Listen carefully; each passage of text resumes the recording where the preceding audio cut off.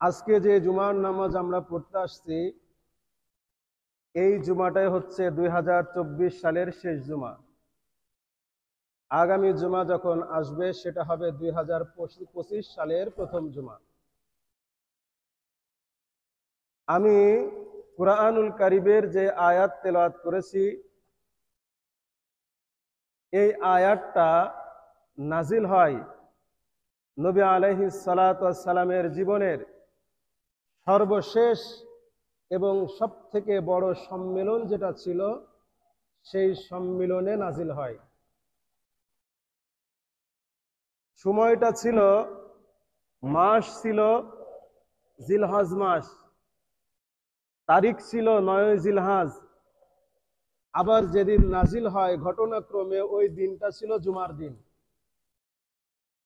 সপ্তাহের ভিতরে সর্বশ্রেষ্ঠ দিন হচ্ছে জুমার দিন। এক তো হচ্ছে হজের মাস, আবার হজের দিন, আবার জুমার দিন, এবং আসরের নামাজের পরে জাবালে রহমতের পাদদেশে নবীজি যে উষ্ট্রির উপরে চড়েছিলেন, ওই উষ্ট্রির উপরে উঠা অবস্থায়, চড়া অবস্থায় এই আয়াতটা নাজিল হয়। তাহলে কত গুরুত্বপূর্ণ আয়াত বোঝাই যাচ্ছে। এবং হযরত আব্দুল্লাহ ইবনে আব্বাস রাদিয়াল্লাহু তাআলা আনহু বলেন, ইসলামের বিধিবিধান সংক্রান্ত এটাই হচ্ছে সর্বশেষ আয়াত।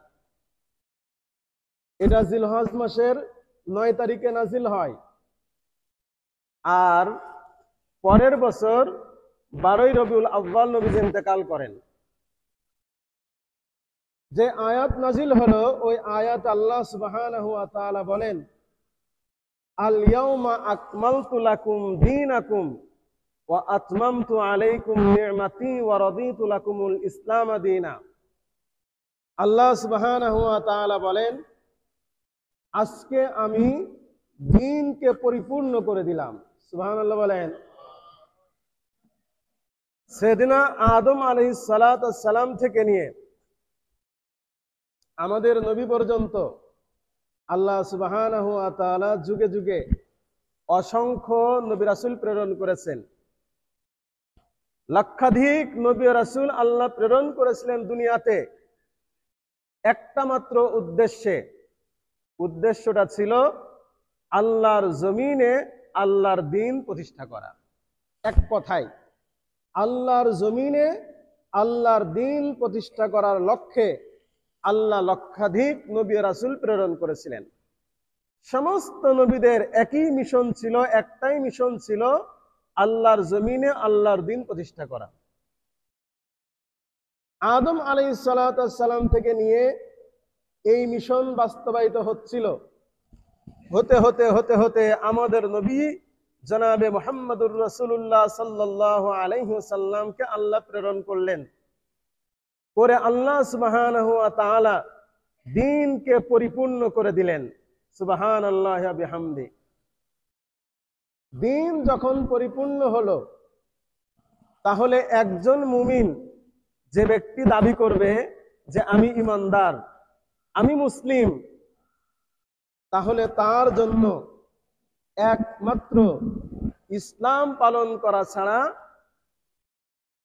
আর কোনো তার রাস্তা নাই। এবং আল্লাহ সুবহানাহু ওয়া তাআলা ইসলামকে পরিপূর্ণ করে দিলেন। তার মানে হলো, মানুষের জীবনের এমন কোনো দিক, এমন কোনো সাবজেক্ট আর সাইড নাই যেই দিকে ইসলামের পদাচারণা নাই। সর্বক্ষেত্রে ইসলামের পদাচারণা রয়েছে। সুতরাং একজন মানুষ মুসলিম দাবি করবে আর সে হিন্দুত্ববাদীর কোনো অনুষ্ঠান অথবা কোনো সংস্কৃতি পালন করবে, এটা হতে পারে না। একজন মানুষ সে নিজেকে ঈমানদার দাবি করবে, মুসলিম দাবি করবে, আর সে খ্রিস্ট ধর্মীয় কোনো বিধিবিধান, কোনো আচার অনুষ্ঠান পালন করবে, সেটা হতে পারে না। কারণ আল্লাহ দ্বীন ইসলামকে পরিপূর্ণ করে দিয়েছেন। আর আল্লাহ তাআলা বলেন, ইন্নাদ দীনা ইনদাল্লাহিল ইসলাম, আল্লাহর কাছে একমাত্র গ্রহণযোগ্য দিন আর ধর্ম হচ্ছে ইসলাম। ওমান ইয়াবতাগি গায়রাল ইসলামি দীনান ফালাই ইউকবাল মিনহু।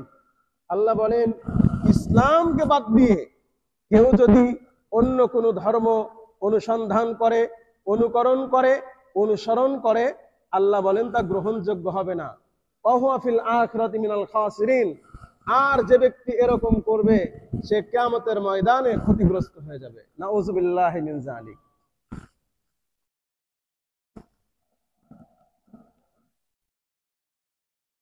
আল্লাহ যখন দ্বীনকে পরিপূর্ণ করে দিলেন, ইসলামকে পরিপূর্ণ করে দিলেন, তাহলে নবী মুহাম্মদুর রাসূলের পরে পৃথিবীতে আর কোন নবী ও রাসূল আসার প্রয়োজনীয়তা আছে?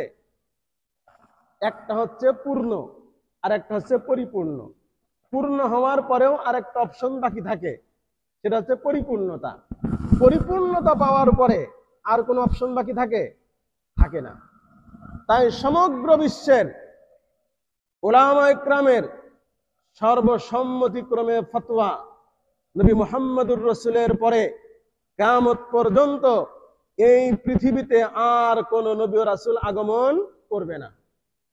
সুতরাং যারা নবী মুহাম্মদুর রাসূলুল্লাহর পরে কোন ব্যক্তি যদি নবুয়তের দাবিদার হয়, নবুয়তের দাবি করে, সে মিথ্যাবাদী, কাযযাব এবং কাফের, তাতে কোনো সন্দেহ নাই। এবং যারা তার অনুসরণ করবে, অনুকরণ করবে, তারাও কাফের, তাতে কোনো সন্দেহ নাই। তাই বাংলাদেশের, শুধু বাংলাদেশ নয়, পুরা বিশ্বেই বর্তমান একটা সমস্যা এবং ফিতনা যেটা চলছে, কাদিয়ানি মতবাদ। আপনাদের জানা আছে না নাই? জানেন তো সবাই। কাদিয়ানি মতবাদ সম্পর্কে সারা বিশ্বের উলামা ইকরামের ঐক্যবদ্ধ ফতোয়া, মির্জা গোলাম আহমদ কাদিয়ানি এবং যারা তার অনুসরণ আর অনুকরণ করে তারা সকলেই কাফের। বলেন, সকলেই কি কাফের? সুতরাং এই কাদিয়ানি সম্প্রদায়ের সাথে বা তাদের কোনো ব্যক্তির সাথে একজন মুসলমানের সন্তানের বিবাহ, শাদী, লেনদেন কোনো কিছু হতে পারে না। হ্যাঁ, এর মানে কি এই নাকি যে তারা আমাদের দেশে থাকতে পারবে না? না, আমাদের দেশে হিন্দু, বৌদ্ধ, খ্রিস্টান আছে না নাই? আছে, সকলে আছে। তারাও যদি থাকতে চায়, অন্যান্য অমুসলিমদের মতো তারা এদেশে বসবাস করবে। মুসলমানের নাম ধরে এদেশে বসবাস করার অধিকার তাদের নাই, তারা কাফের।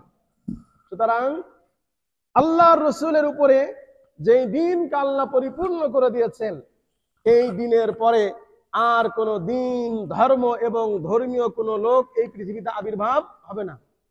যারা দাবি করবে তারা মিথ্যাবাদী। আল্লাহ রাসূল সাল্লাল্লাহু আলাইহি ওয়াসাল্লাম হাদিস শরীফের মধ্যে বলেই গিয়েছেন, নবীজি বলেন, আমার পরে কমপক্ষে 30 জন মিথ্যা নবুয়তের দাবিদার আসবে। এর ভিতরে একজন হচ্ছে মির্জা গোলাম আহমদ কাদিয়ানি। আল্লাহ তাআলা আমাদেরকে এই ফিতনা থেকে হেফাজত করেন। তাহলে আল্লাহ যে দ্বীন ইসলামকে পরিপূর্ণ করে দিলেন, ধর্মকে পরিপূর্ণ করলেন, তাহলে এই ধর্মের মধ্যে যেরকম ইবাদত বন্দেগীকে আল্লাহ পরিপূর্ণ করে দিয়েছেন, ঠিক তদ্রূপ সংস্কৃতি, অনুষ্ঠান আদি যা আছে সব আল্লাহ পরিপূর্ণ করে দিয়েছেন।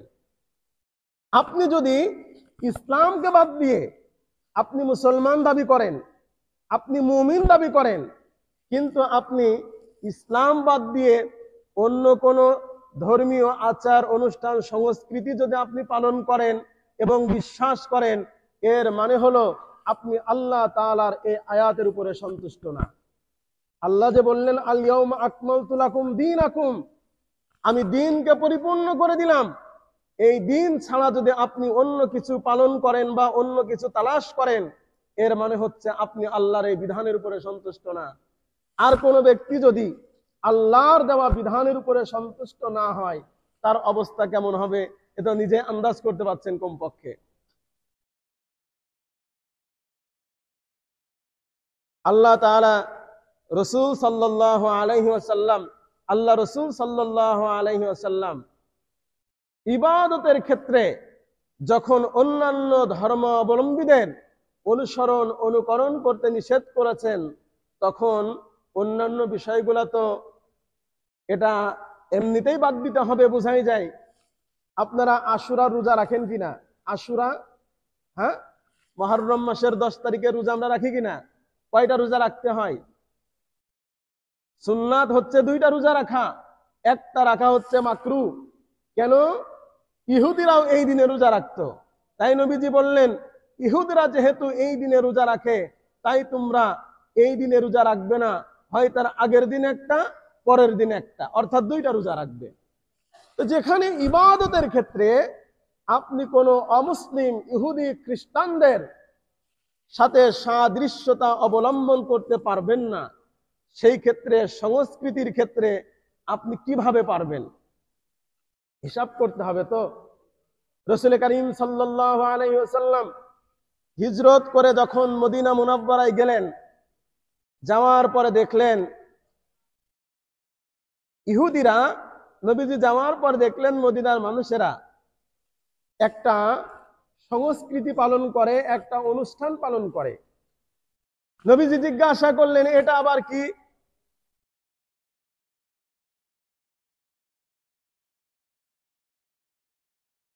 নবী আলাইহিস সালাতু ওয়াস সালাম এই প্রশ্ন করার পরে নবীজিকে জানানো হলো, ইয়া রাসূলুল্লাহ, ইসলামের পূর্বে আমাদের পূর্বপুরুষেরা এই দিনটা পালন করত, তাই আমরাও পালন করি।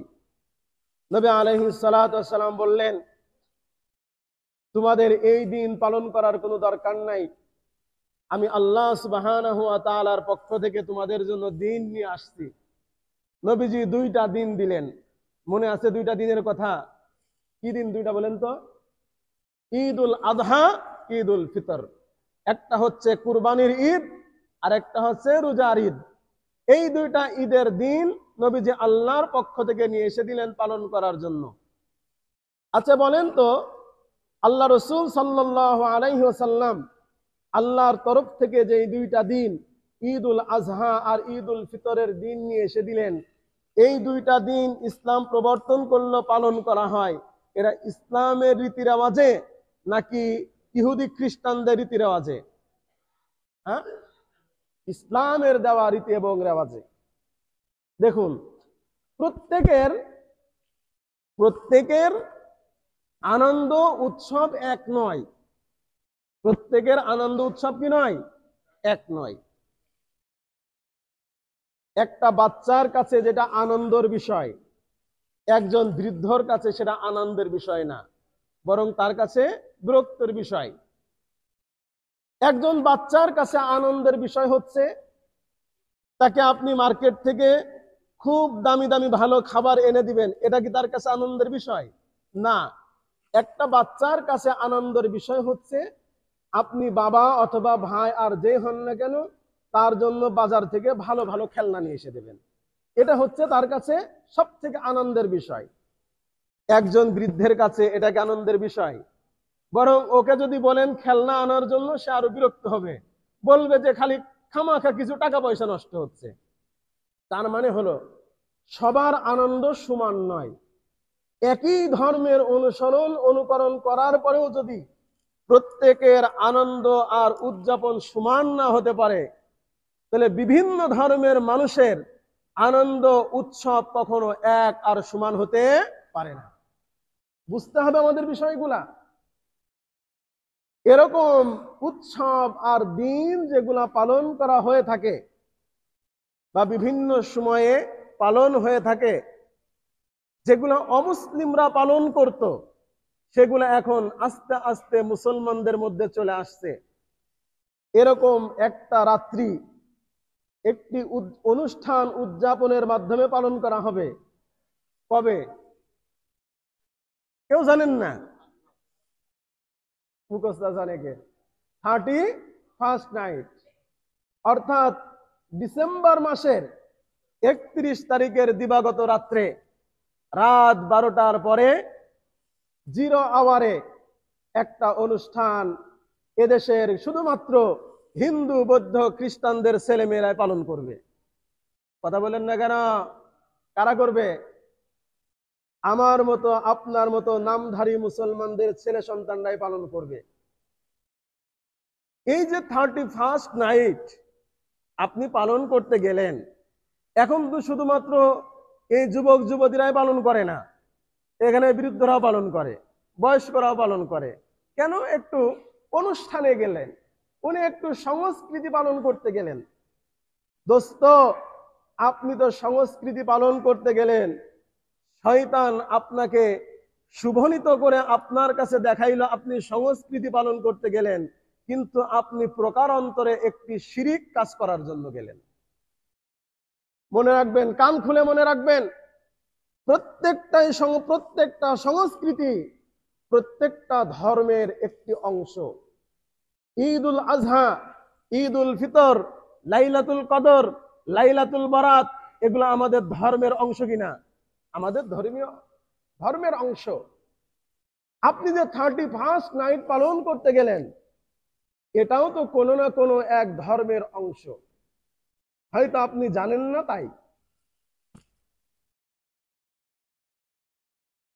খ্রিস্টপূর্ব, অর্থাৎ যে খ্রিস্টানরা যে সাল পালন করে, ইংরেজি সন, এই সন পালন করার বহুত আগে পেগানরা, পারস্যের মানুষ, এরা সকলেই অমুসলিম এবং তাদেরকে পেগান বলা হতো, অর্থাৎ প্রাকৃতিক পূজারী।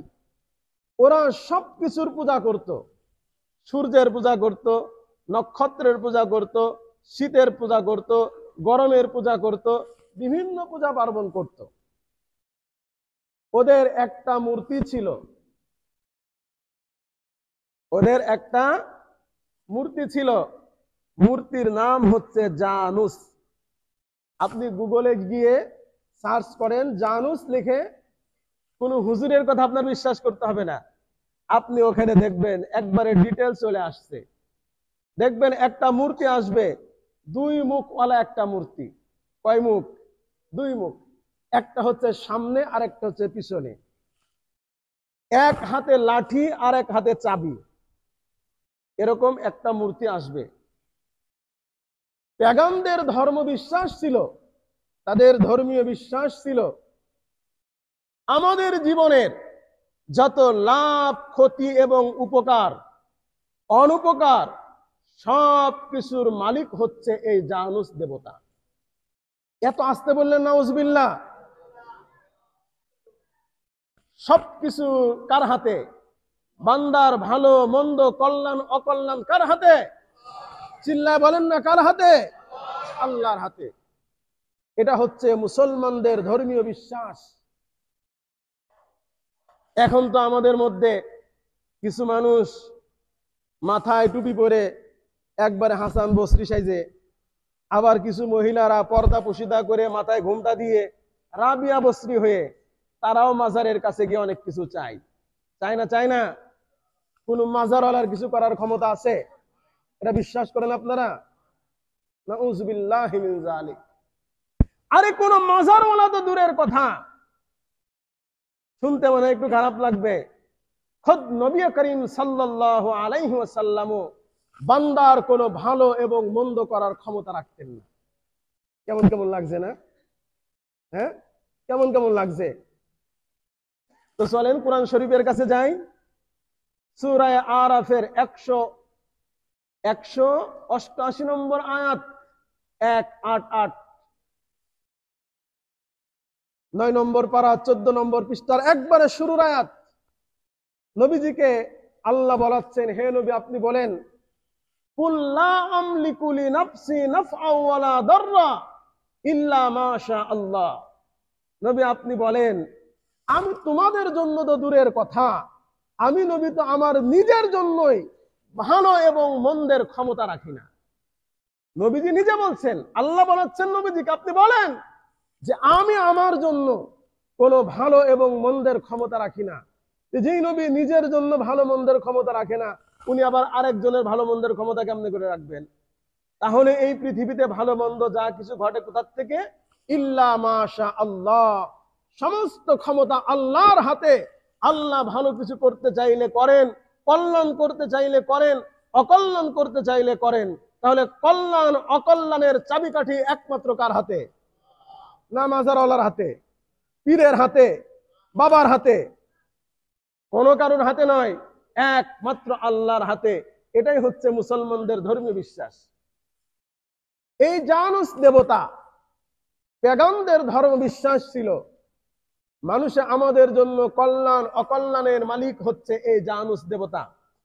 তাই তারা বছরের শেষের রাত্রে রাত 12টা বাজার আগ মুহূর্তে ওরা এই মূর্তির পিছনের মুখের কাছে যেত, যে তারা তার কাছে কৃতজ্ঞতা প্রকাশ করত, থ্যাঙ্কস জানাইতো যে আমাদের এই গত 1 বছরের যত কল্যাণ হয়েছে সবগুলা তোমার কারণে হয়েছে। নাউজুবিল্লাহ বলেন। এরপরে ঠিক রাত 12টা যখন বেজে যেত তখন তারা এই জানুস দেবতার সামনের মুখের কাছে যেত, যে তারা তার প্রশংসা করত এবং তার কাছে প্রেয়ার করত, প্রার্থনা করত যে তুমি আমাদের যেহেতু ভালো এবং মন্দের ক্ষমতা রাখো, সুতরাং আগামী 1 বছর যেন আমরা খুব ভালো থাকতে পারি, এই মর্মে তারা প্রার্থনা করত এই জানুস দেবতার কাছে।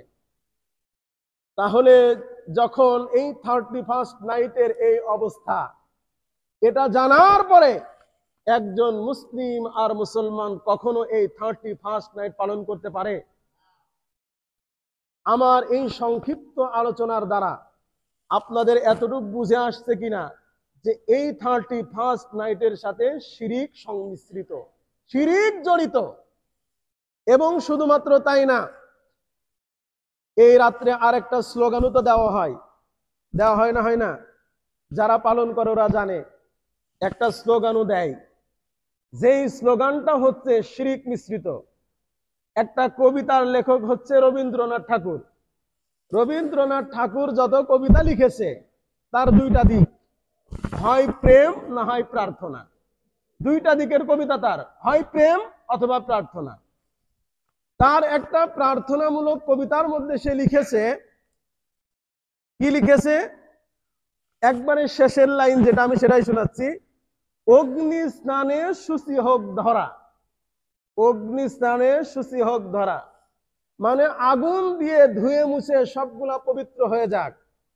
আগুন দিয়ে পাক পবিত্র হওয়া, এই বিশ্বাস মুসলমানদের। তাদের হিন্দু ভাইদের বিশ্বাস, এটা তাদের জায়গায় তারা করুক, এরা মুসলমান তো বিশ্বাস করতে পারে না।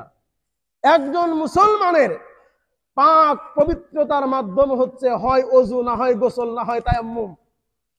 আর যদি গুনাহ থেকে তার অন্তরাত্মাকে পবিত্র করতে চায় তাহলে তার মাধ্যম হচ্ছে ইস্তেগফার। ইস্তেগফারের মাধ্যমে তার জীবনের সমস্ত গুনাহগুলা থেকে সে পবিত্র হবে। তাহলে একজন মুসলমানের জন্য আগুন পবিত্রকারী নয়, একজন মুসলমানের জন্য পবিত্রকারী হচ্ছে হয় ওযু, না হয় গোসল, না হয় তায়াম্মুম, না হয় ইস্তেগফার। সুতরাং পবিত্র করবেন আল্লাহ সুবহানাহু ওয়া তাআলা, সেখানে আপনি আগুনকে পবিত্রকারী বলে আল্লাহর সাথে আপনি শিরিক করলেন। সুতরাং কোন মুসলমান এই কাজ করতে পারে না। এরকম কম পক্ষে 8-10টা কারণ দেখানো যাবে, যেই কারণগুলাতে এই 31st নাইট পালন করা একজন মুমিনের জন্য, একজন মুসলমানের জন্য সম্পূর্ণ হারাম এবং নাজায়েজ। কোন মুসলমান, কোন মুমিন এই ধরনের কাজের মধ্যে অংশগ্রহণ করতে পারে না। করবেন কেউ? এই আজকের আলোচনা শোনার পরে কোন যুবক, কোন যুবতী পালন করবে? কোন বাপ মা তার সন্তানকে পালন করতে দিবেন? 1টা টাকাও দিবেন না। হ্যাঁ, এই যে 31st নাইট আপনি পালন করতে গেলেন, যেই যুবক যুবতীগুলা পালন করতে গেল, 1 নম্বর হারাইলো ঈমান। কি হারাইলো? ঈমান হারালো। দোস্ত, ওই অবস্থায় যদি কারোর মৃত্যু হয়ে যায়, সে কি ঈমান নিয়ে মৃত্যু পালন করতে পারবে? আরে কার কখন আসে তো বলা যায় না। এখন দেখছেন না, ইন্টারনেটের কারণে অনেক সময় দেখা যাচ্ছে খতিব সাহেব খুতবা দিচ্ছেন, ওই অবস্থায় তার ইন্তেকাল হয়ে গেছে। দেখেছেন না? দেখেন নাই? নামাজে সেজদাতে যাচ্ছে, ওই অবস্থায় ইন্তেকাল হয়ে গেছে। গতকাল শুনলাম বগুড়াতে এক মাহফিলের মধ্যে ওয়াজ চলাকালীন অবস্থায় একজন শ্রোতার মৃত্যু সেখানে হয়ে গেছে। তাহলে পরে মৃত্যু আসার কোনো টাইম টেবিল নাই।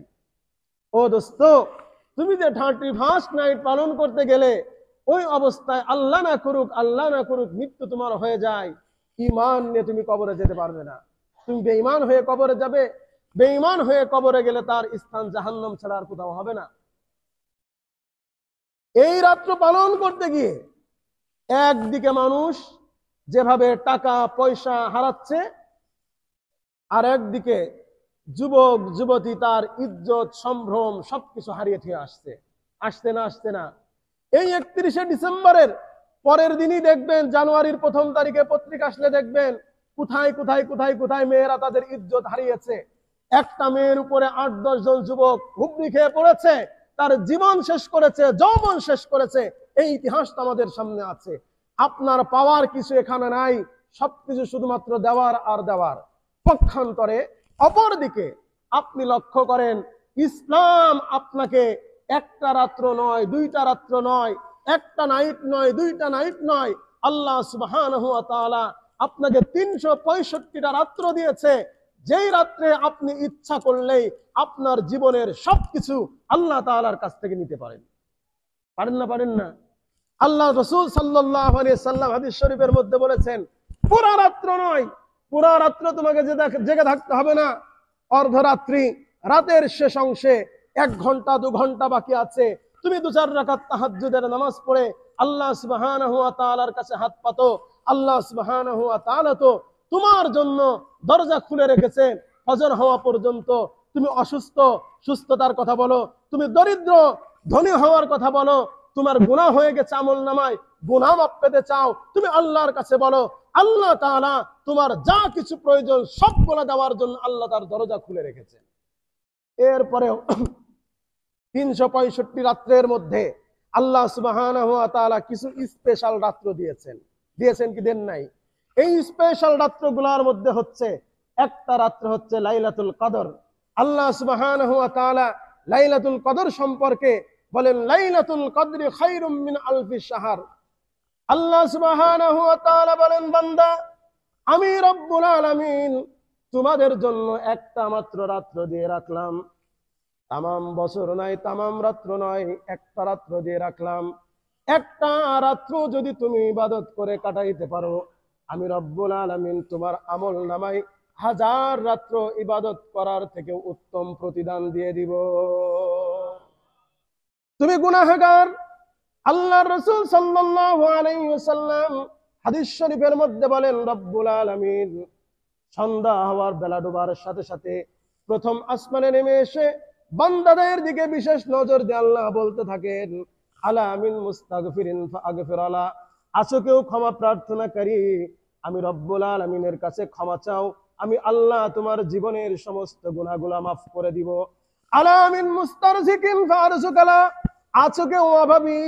আমি রব্বুল আলামিন রহমতের দরজা খুলে রেখেছি, 1 ঘন্টা 2 ঘন্টার জন্য নয়।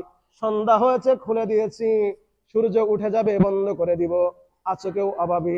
আমি রব্বুল আলামিনের কাছে অভাব মোচন করার কথা বলো, আমি রব্বুল আলামিন তোমার জীবন থেকে অভাব দূর করে দিব। আছো কেউ অসুস্থ ব্যক্তি? তাম দুনিয়ার ডাক্তার দেখানো শেষ হয়ে গেছে, ডাক্তাররা তোমাকে নিরাশ করে দিয়েছে, তুমি সুস্থ হতে পারবা না, একমাত্র মরণ ছাড়া তোমার কোনো রাস্তা নাই। কিন্তু আমি রব্বুল আলামিন শেফা দানকারী, আমার কাছে তুমি বলো, আমি রব্বুল আলামিন ইচ্ছা করলে তোমাকে আমি পরিপূর্ণ সুস্থ করে দিতে পারি। দিলেন আল্লাহ তাআলা লাইলাতুল কদর, আরেকটা দিলেন লাইলাতুল বারাত, শবে বরাতের রাত্র। এরপরে রব্বুল আলামিন আরো 2টা রাত্র দিলেন, 2 ঈদের রাত্র। নবীজি বলেন, যেই ব্যক্তি 2 ঈদের রাত্রে ইবাদত করবে, যেদিন সমস্ত মানুষের অন্তর মারা যাবে, ওই ইবাদতকারীর অন্তর মরবে না। এরপরে রব্বুল আলামিন দিলেন আরো 9টা রাত্র, জিলহজ মাসের 1 তারিখ থেকে নিয়ে 9 তারিখ পর্যন্ত। আল্লাহ রাসূল সাল্লাল্লাহু আলাইহি সাল্লাম হাদিসের মধ্যে বললেন, যেই ব্যক্তি জিলহজ মাসের 1 তারিখ থেকে 9 তারিখ পর্যন্ত রোজা রাখবে, তার আমলনামার মধ্যে আল্লাহ রাব্বুল আলামিন প্রতিদিনের রোজার বদৌলতে 1 বছর রোজা রাখার সওয়াব আল্লাহ তাআলা দান করবেন।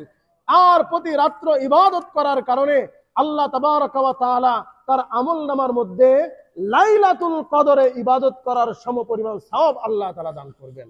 দোস্ত, আল্লাহ তাআলা 365 বছরে 365 রাতের মধ্যে আল্লাহ তাআলা 13টা রাত্র দিলেন বান্দার জন্য, কত দামি রাত্র দিলেন। এরপরেও যুবক তোমার জন্য হলো না। তুমি সেই খ্রিস্টানদের দেখানো, এই ইহুদিদের দেখানো, পেগানদের দেখানো একটা রাত্র তুমি পালন করতে গিয়ে তোমার ঈমান শেষ করলে, তোমার যৌবন শেষ করলে, তোমার জীবন শেষ করলে, তোমার অর্থ শেষ করলে, তুমি নাকাম হয়ে গেলে। আর ওই অবস্থায় যদি তোমার মৌত হয়ে যায়, জাহান্নাম ছাড়া তোমার কোনো রাস্তা নাই। এজন্য আজকের এই জুমা থেকে আমাদের এই মসজিদে যত যুবক আছে, মাইকের আওয়াজ যত দূর পর্যন্ত যাচ্ছে, সবার কাছে আহ্বান হচ্ছে, সজ্ঞানে স্বেচ্ছায় কেউ এই 31st নাইট নামক এই অভিশপ্ত রজনী পালন করার জন্য কেউ যাব? জোরে বলেন না কেন যাব? ইনশাআল্লাহ আল্লাহ আমাদের সবাইকে তৌফিক দান করেন। আখিরু দাওয়ানা আলহামদুলিল্লাহি রাব্বিল আলামিন। যারা সুন্নাত